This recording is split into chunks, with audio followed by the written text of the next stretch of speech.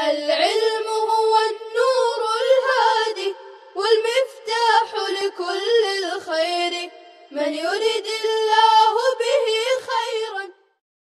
بسم اللہ الرحمن الرحیم الحمد للہ رب العالمین الحمد للہ حمدا کثیرا طیبا مبارکا فیہ یا رب لک الحمد کما ينبغی لجلال وجہک ولعظیم سلطانک وصلی اللہ وسلم علی نبینا محمد وعلی آلہ واصحابہ وبارک وسلم تسلیما کثیرا کثیرا.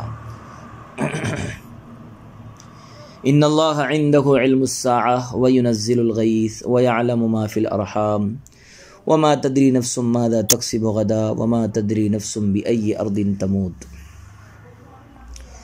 عزیز طلبہ اکرام، حضرت ابو ہریرہ رضی اللہ عنہ کہتے ہیں کہ میں نے حضرت صلی اللہ علیہ وسلم سے سنا کہ 5 باتیں ایسی ہیں کہ جن کو سوائے اللہ کے کوئی نہیں جانتا. پھر یہ آیت ان اللہ عنده علم الساعة آخر تک پڑھی. رواہ احمد باسناد صحیح. اور عبداللہ ابن عمر کی حدیث میں ہے کہ غیب کی کنجیاں 5 ہیں، مفاتیح الغیب 5 جن کو سوائے اللہ تعالیٰ کے کوئی نہیں جانتا. پھر یہ آیت پڑھی. رواہ البخاری. مقاتل رحمہ اللہ سے مروی ہے کہ یہ آیت ایک اعرابی کے بارے میں نازل ہوئی جس کا نام وارث ابن عمرو ابن حارثہ تھا. حضرت صلی اللہ علیہ وسلم کی خدمت میں حاضر ہوا اور عرض کیا کہ میری بیوی حاملہ ہے، مجھے خبر دیجئے کہ وہ کیا جنے گی اور ہمارے بلا اور ہمارے بلاد قحط زدہ ہے، مجھے خبر دیجئے کہ بارش کب ہوگی. مجھے معلوم ہے کہ میں کب پیدا ہوا، مجھے خبر دیجئے کہ میں کب مروں گا. مجھے معلوم ہے کہ میں نے آج کیا کام کیا، مجھے خبر دیجئے کہ کل آئندہ میں کیا کام کروں گا، اور مجھے خبر دیجئے کہ قیامت کب قائم ہوگی. اس پر یہ آیت نازل ہوئی. اس آیت میں اللہ تعالیٰ نے 5 چیزوں کا ذکر فرمایا. اول کی 3 چیزیں نہایت عظیم تھیں، یعنی قیامت اور نزول غیث اور ما فی الارحام. اس لیے اللہ تعالیٰ نے ان 3 چیزوں کی اسناد اور نسبت اپنی طرف فرمائی. اور اخیر کی 2 چیزیں بندے کی صفات اور افعال سے متعلق تھی، یعنی کسب اور موت. اس لیے ان 2 چیزوں کی نسبت بندوں کی طرف فرمائی. آیت میں 5 چیزوں کا ذکر فرمایا، مگر مقصود حصر نہیں. غالباً چونکہ سوال انہی 5 چیزوں کے متعلق تھا، اس لیے آیت میں انہی 5 چیزوں کا ذکر کیا گیا.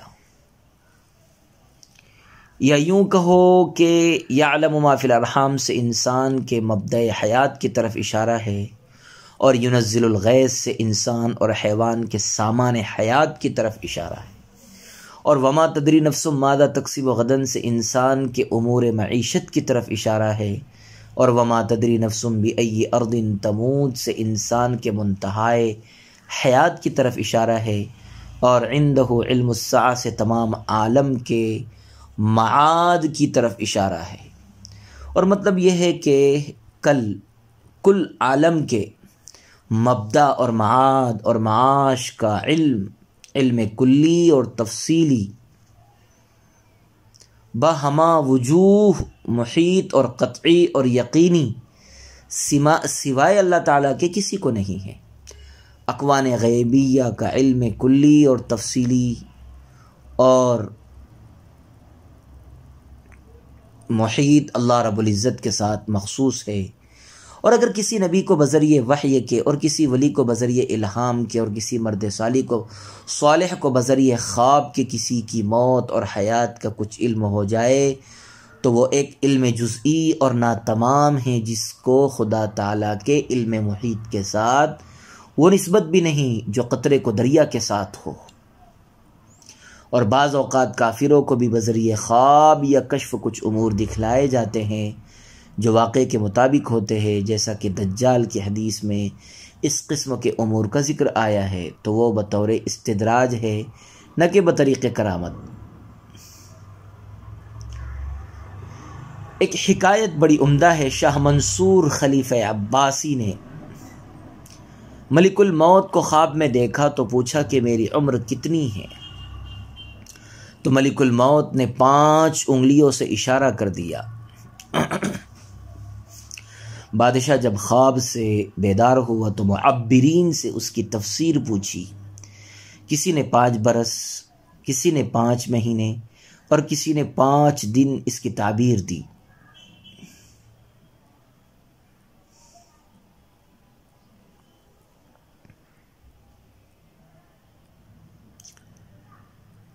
امام ابو حنیفہ رحمہ اللہ تعالی نے اس کی یہ تعبیر دی کہ 5 انگلیوں کے اشارے سے اس آیت یعنی ان اللہ عندہ علم الساعہ الی آخرہ مکمل آیت کریمہ کی طرف اشارہ ہے، جس میں 5 چیزوں کا ذکر ہے، اور مطلب یہ ہے کہ ان 5 چیزوں کا علم اللہ کے سوا کسی کو نہیں ہے۔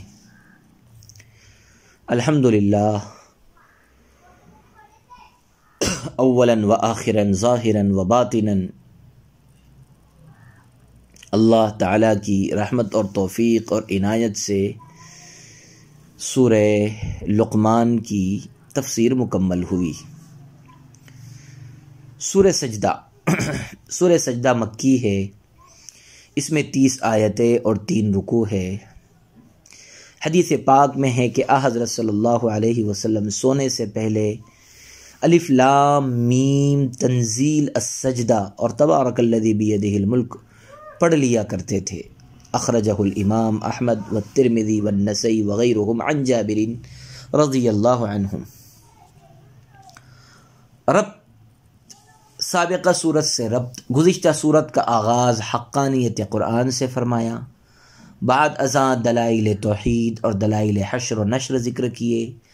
اس صورت کا آغاز بھی قرآن کی حقانیت سے فرمایا، بعد ازاں دلائل توحید، دلائل حشر و نشر ذکر کر کے پہلی صورت کی طرح سعداء اور اشقیاء کا حال اور مآل ذکر کیا، اور پھر حسب سابق اللہ الذی خلق السماوات والارض سے ادلہ توحید کا ذکر شروع کیا، اور اسی طرح سلسلہ کلام اخیر صورت تک چلا گیا۔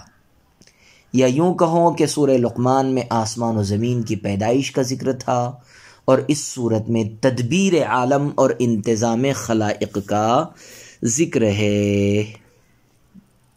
سورہ سجدہ کی فضیلت میں صحیح بخاری و مسلم میں روایت ہے کہ آپ صلی اللہ علیہ وسلم جمعہ کے دن فجر کی نماز میں سورہ الف لام میم سجدہ اور دوسری رکعت میں هل اتی علی الانسان پڑھتے تھے، اور یہ بھی صحیح سند سے ثابت ہے کہ نبی کریم صلی اللہ علیہ وسلم رات کو سونے سے قبل سورہ الف لام میم سجدہ اور سورہ ملک تلاوت فرمایا کرتے تھے۔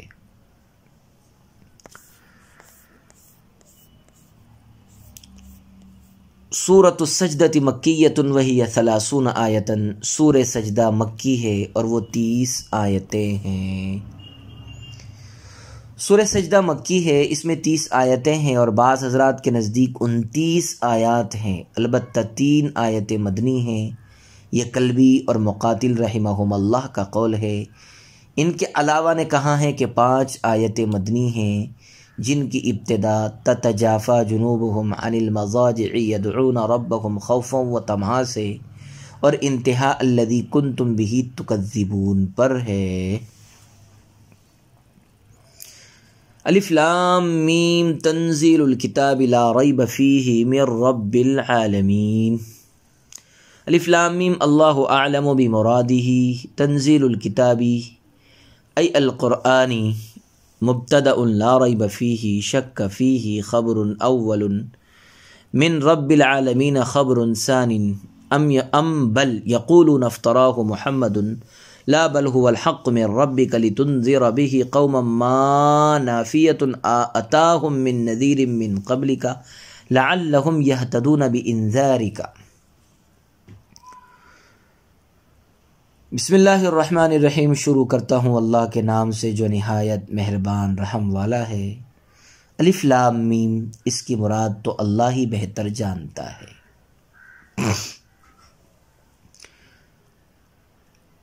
بلا شبہ یہ کتاب قرآن تمام جہانوں کے پروردگار کی طرف سے نازل کی ہوئی ہے۔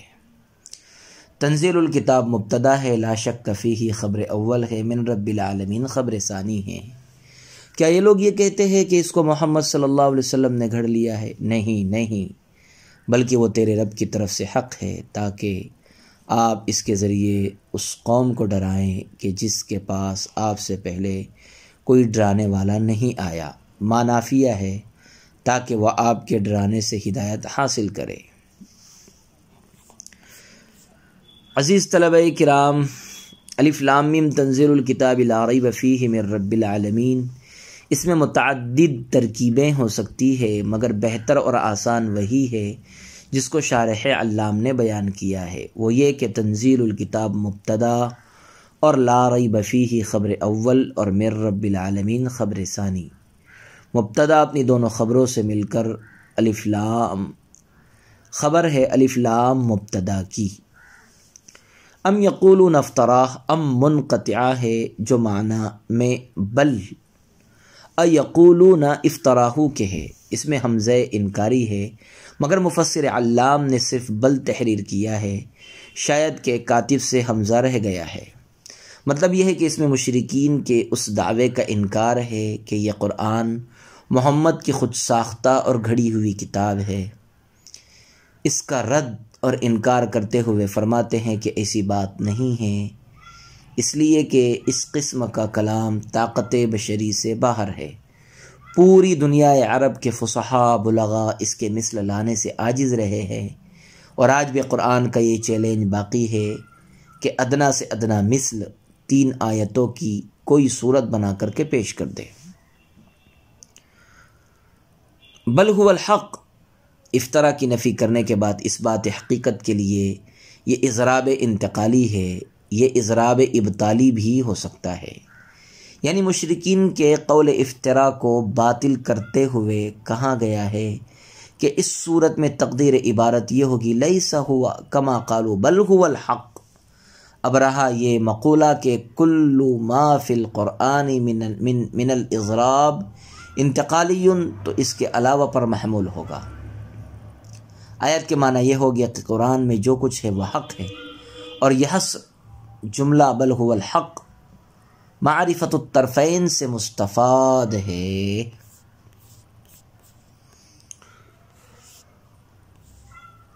الف لام میم مطلب یہ ہے کہ یہ جھوٹ، جادو، کہانت اور من گھڑت قصے کہانیوں کی کتاب نہیں، بلکہ رب العالمین کی طرف سے صحیفہ ہدایت ہے۔ ام یقولون سے بطور توبیخ فرمایا کہ کیا یہ کافر اور مشرک رب العالمین کی نازل کردہ اس کلام بلاغت نظام کے بارے میں یہ کہتے ہیں کہ اے محمد، اسے محمد صلی اللہ علیہ وسلم نے خود گھڑ لیا ہے؟ ایسی بات نہیں ہے، بلکہ یہ تیرے رب کی طرف سے صحیفہ حق ہے تاکہ آپ انہیں ڈرائے جن کے پاس آپ سے پہلے کوئی ڈرانے والا نہیں آیا، تاکہ وہ راہ راست پر آ جائے۔ اس آیت میں نزول قرآن کی علت کا بیان ہے۔ اس سے بھی معلوم ہوتا ہے کہ آپ صلی اللہ علیہ وسلم عربوں میں پہلے نبی تھے۔ بعض حضرات نے حضرت شعیب کو بھی عربوں میں مبعوث نبی قرار دیا، واللہ عالم۔ اس اعتبار سے قوم سے مراد پھر خاص قریش مراد ہوں گے جن کی طرف آپ سے پہلے کوئی نبی مبعوث نہیں ہوا، نہیں آیا۔ وصلی اللہ وسلم علی نبینا محمد وعلى آله وأصحابه وبارك وسلم تسليما كثيرا كثيرا۔ السلام عليكم، لا تنسوا الإعجاب بالفيديو والاشتراك في القناة تشجيعا لنا لنستمر بنشر المزيد إن شاء الله.